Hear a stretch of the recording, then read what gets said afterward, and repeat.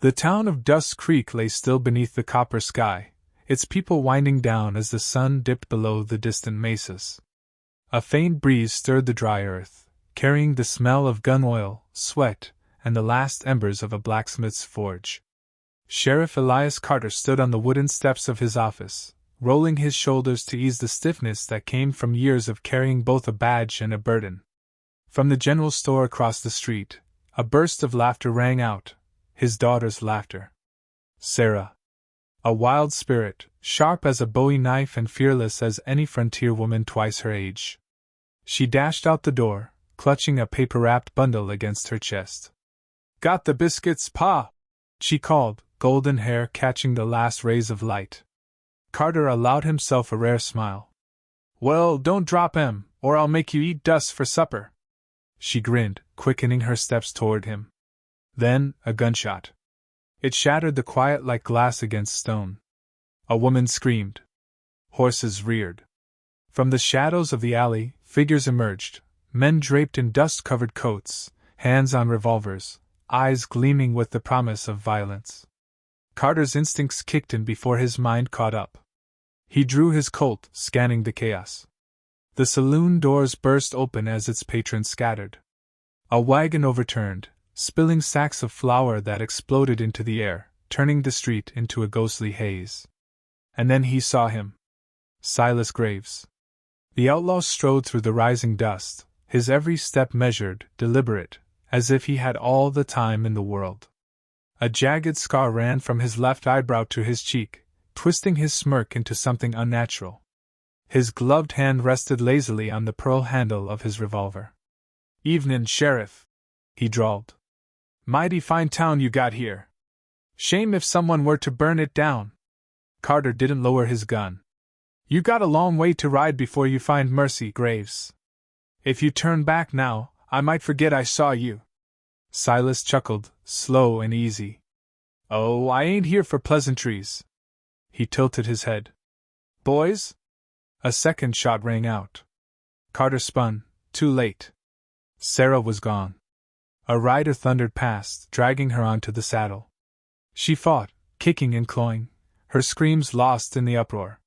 Her locket, a silver trinket she never parted with, slipped from her neck and landed in the dirt with a dull glint.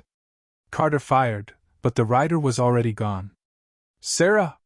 His boots pounded the ground as he ran, but hands grabbed him, pulling him back.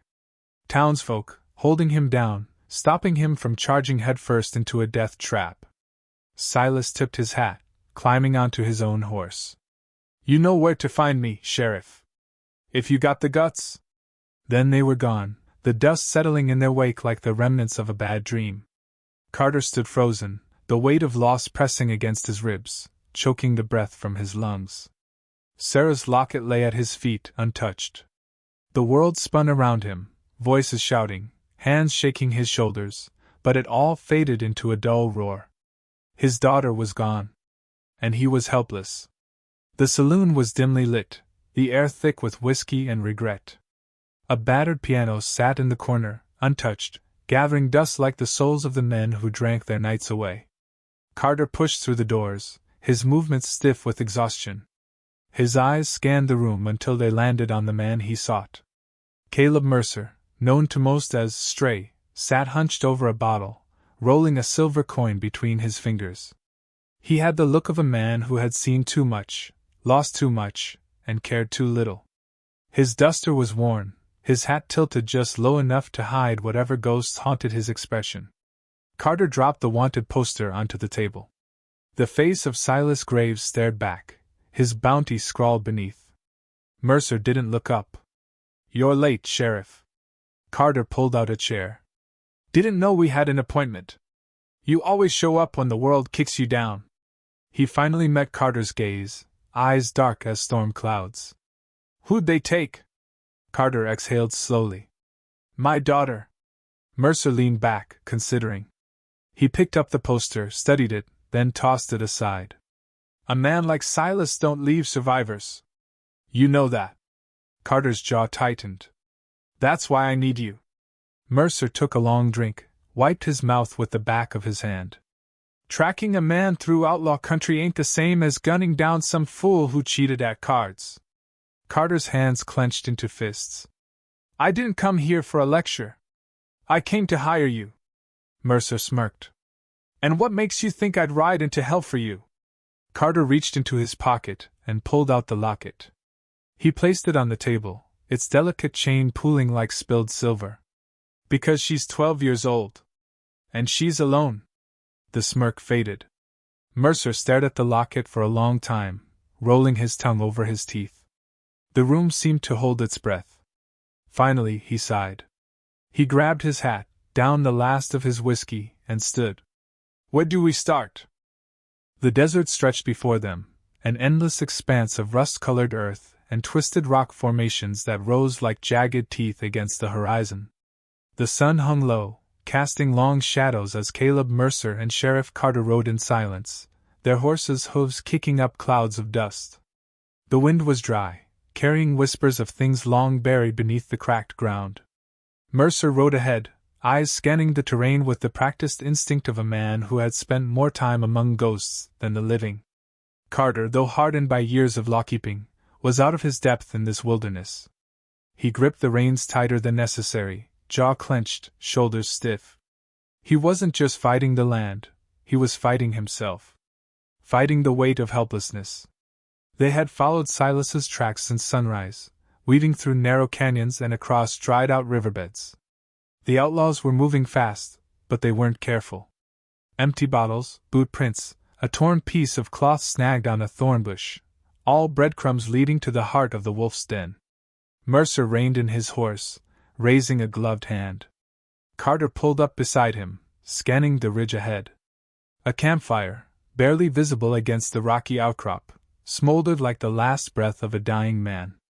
Mercer dismounted, crouching low. They stopped here. Not for long. He pressed 2 fingers against the disturbed soil, feeling its warmth. Maybe a few hours ahead. Carter's hand hovered near his revolver. Then we ride hard and catch him. Mercer scoffed, shaking his head. That what you tell yourself when you're hunting drunkards back in town? These ain't 2-bit criminals. You chargin' blind, you died blind. Carter bristled, but he knew Mercer was right. They pressed forward cautiously, the air growing heavier as the land twisted into a labyrinth of towering rock walls. The trail narrowed, forcing them to ride single file. The scent of something foul drifted through the air, carrion, left too long in the sun. Then the storm came. The wind shifted, howling through the canyon like the wail of something old and angry. A wall of dust rose on the horizon, churning toward them with violent speed. Mercer cursed under his breath. Off the horses! He barked. Carter barely had time to swing down before the storm hit. The world turned to darkness, sand clawing at his skin, stealing the air from his lungs. He dropped to one knee, pulling his bandana over his face. He could hear Mercer moving beside him, pulling the horses closer, murmuring something low and steady to keep them from bolting. The storm lasted minutes but felt like hours. When it passed, the desert was silent again, save for the rasp of their breathing. Carter stood, shaking the dust from his coat, eyes stinging. Mercer exhaled through his nose, spitting grit onto the ground. Welcome to outlaw country. They moved slower after that. The land had changed, wiping away Silas's tracks, leaving nothing but an open wound of sand and stone. Then the arrow struck. It came from nowhere, embedding itself into the rock inches from Mercer's head. He didn't flinch. His gun was in his hand before Carter even reached for his own. A figure emerged from the shadows of the canyon wall, a man, tall and lean, draped in deerskin and war paint, bow still raised. His dark eyes held no fear, only scrutiny. Another arrow sat knocked against the string, aimed squarely at Carter's chest. Mercer lowered his gun first. Tala. The warrior's gaze flickered to him, expression unreadable. Then, slowly, he lowered his bow. Stray Mercer, he said, voice like dry leaves rustling over stone. Thought you were dead. Not yet, Mercer muttered. Carter kept his gun raised. You know this man? Mercer shot him a look. If I didn't, you'd already be bleeding out. Tala stepped closer, his movements fluid, predatory. He studied Carter like one might study an unfamiliar animal. This one smells of desperation. Carter's grip tightened on his revolver. You'd be desperate too if your daughter had been stolen. Something flickered across Tala's face, something almost like recognition. He shifted his gaze back to Mercer. You hunt Silas Graves? Mercer nodded. We need a guide. His trail's gone cold. Tala was silent for a long moment, eyes drifting toward the fading storm on the horizon. Then he turned, motioning for them to follow. Come! The land remembers what men try to hide. They traveled through narrow passes, places no man would willingly go alone. The canyon walls bore the scars of old battles, long-dried blood staining the rock where men had fought and fallen. Tala moved without hesitation, reading the land as if it spoke to him. He pointed to a disturbed patch of dust, barely noticeable. Horses rested here. Not long ago. He crouched, fingertips brushing against the earth. One was lighter. Smaller. Carter's breath hitched. Sarah. Mercer placed a hand on his shoulder, steadying him. She's still alive! The sun was dying by the time they reached the ridge overlooking a hidden valley. Below them, nestled between rock formations, was a camp. Fires flickered, casting twisted shadows against the canyon walls. A dozen horses. Twice as many men. And in the center of it all, bound and huddled near a wagon, was Sarah. Carter's fists clenched at his sides, rage simmering just beneath his skin. Mercer pulled him back, voice low. We go in now, we die. Tala studied the camp, face unreadable. There is another way. Carter turned to him, his pulse hammering. Then tell me. Tala met his gaze. At dawn. The night stretched long and silent, the desert air thick with the scent of burning mesquite from the outlaw camp below. Carter crouched behind a ridge, his knuckles white against the rifle stock. Sarah was there, bound and trembling near the fire, her small figure dwarfed by the shadows of the men who had stolen her away. Every instinct screamed at him to act, but Mercer's hand on his shoulder kept him anchored.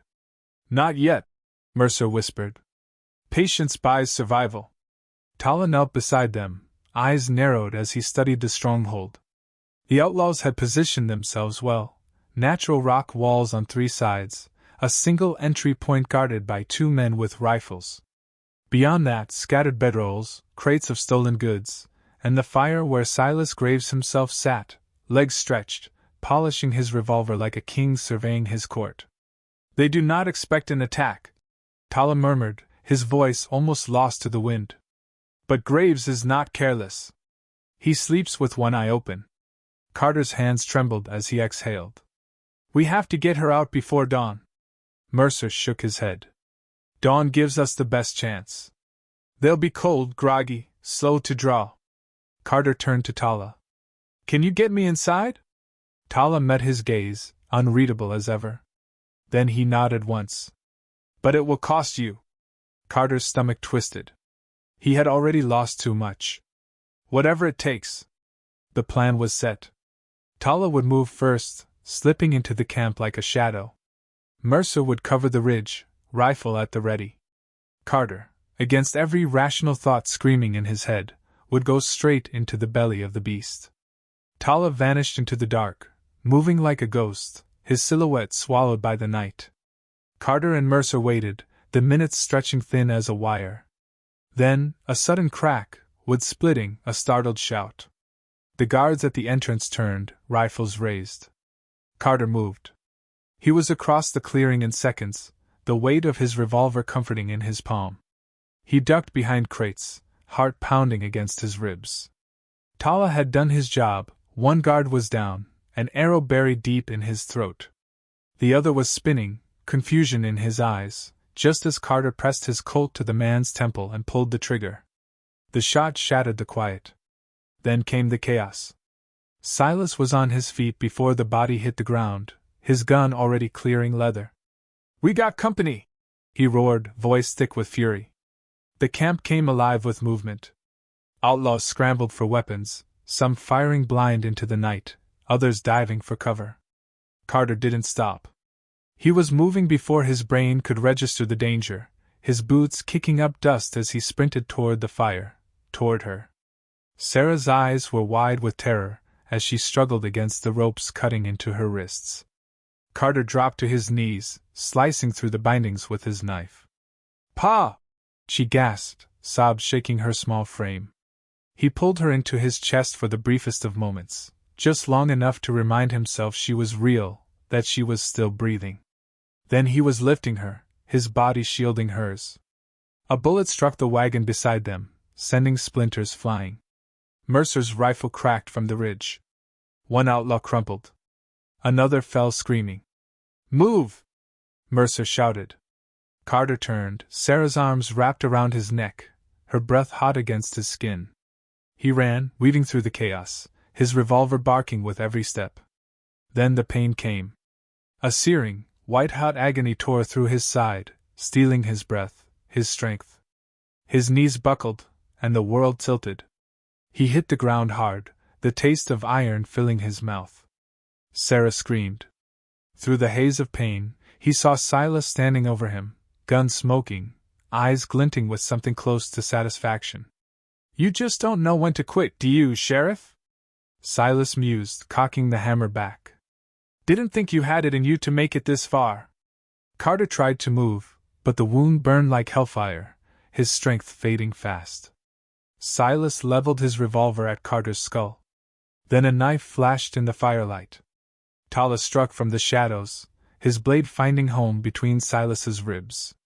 The outlaw gasped, his gun slipping from his grasp. He staggered, eyes wide with disbelief. Tala twisted the blade, then stepped back, letting the man fall. Silas hit the dirt, coughing blood, hands clutching at the wound in a useless attempt to stop the inevitable. Tala crouched beside him, voice a whisper. "The land remembers what men like you tried to bury." Silas's last breath came ragged and shallow, then silence swallowed him whole. The fight was over. Carter gasped, pain making his vision swim, but strong hands gripped him, lifting him. "Mercer. Stay with me, Sheriff." Sarah was there too, pressing her small hands against his wound, sobbing. He wanted to speak, to tell her everything would be all right. But the darkness was already pulling him under. The world drifted in and out, the pain a constant anchor pulling Carter between wakefulness and oblivion. When his eyes finally focused, he saw sky, vast and endless, painted in soft hues of dawn. The air smelled of dust, sweat, and the acrid sting of old blood. His body ached, the wound in his side a deep, pulsing throb. But he was alive. Sarah was curled up beside him, her small hand gripping his coat, her breath slow and steady. The weight of her against him was the only proof he needed that the nightmare was over. A shadow moved nearby. Mercer sat with his rifle resting across his lap, his hat tipped low, watching the horizon. Tala stood a few paces away, arms crossed, gaze distant. Carter shifted, biting back a groan. Mercer turned at the sound, a smirk tugging at the corner of his mouth. "Thought you might sleep through the whole damn ride home." Carter swallowed against the dryness in his throat. "We still in outlaw country?" Mercer glanced toward the ridge. "Not for long. We ride in an hour." Tala didn't look at them. He was staring at the land as if listening to something only he could hear. Carter tried to sit up, but his ribs protested. Sarah stirred, blinking sleep from her eyes. When she saw him awake, she threw her arms around his neck, burying her face against his shoulder. "You scared me," she whispered. He pressed a kiss to her dusty hair. "I'm not going anywhere, sweetheart." The words felt like a promise, but deep down, he wasn't sure if they were true. The camp where the outlaws had met their end was eerily quiet now. The bodies had been left for the desert to claim. The only ones who walked away were the ones who had earned the right. Carter looked at Tala. "You saved my life." The warrior finally turned, his expression unreadable. "She was worth saving." His gaze flickered to Sarah. Carter exhaled. "So what now? You ride back with us?" Tala's lips twitched, almost amused. "My road does not follow yours."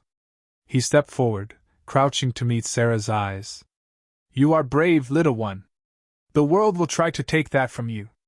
Do not let it. Sarah studied him, then nodded solemnly. Tala stood, glancing at Mercer. Keep him alive. Mercer snorted. Not for lack of trying. Without another word, Tala turned and walked away, his silhouette swallowed by the desert. Carter watched him go, a strange weight settling in his chest. Some men were not meant to linger. Mercer clapped him on the shoulder. Come on, Sheriff. You've got a daughter to take home. The ride back was slow, Carter's body weak but his resolve strong.